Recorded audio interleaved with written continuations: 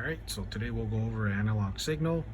An analog signal can be anything from 4 to 20 milliamp, like what I have here. This is a Rosemount transmitter.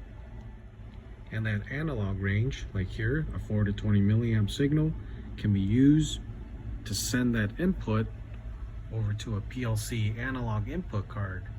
The PLC can then take that 4 to 20 milliamp, the range, whatever it's at, and you can use that to scale and transfer it to a readable scale. And an analog signal doesn't necessarily always have to be a current signal. It can also be a voltage.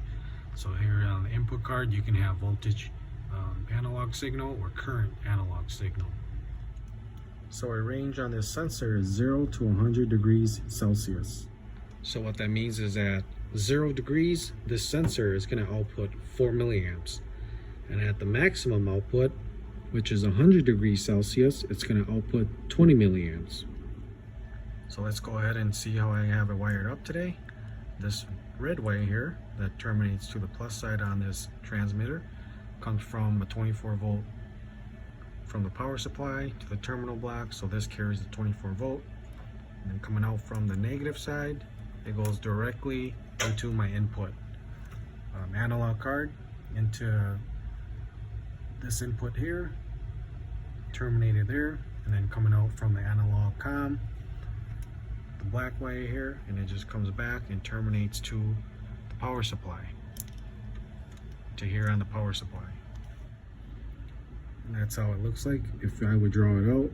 Wire come to the plus side of the Rosemount transmitter, coming out from the negative side, it goes to my input terminal on the analog card, and then coming out from the analog common, just terminates back to the negative side of the power supply.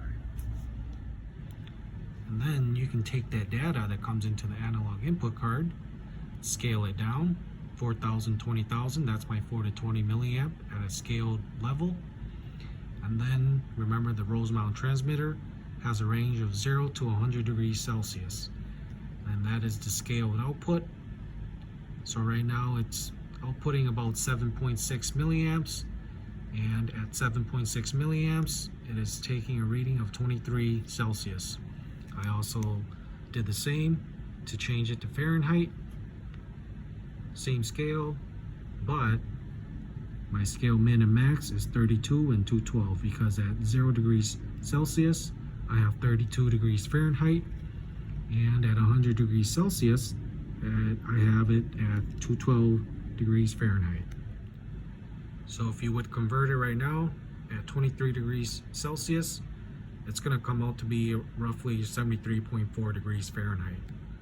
So we verified it on Google. 23 degrees Celsius is 73.4 degrees Fahrenheit.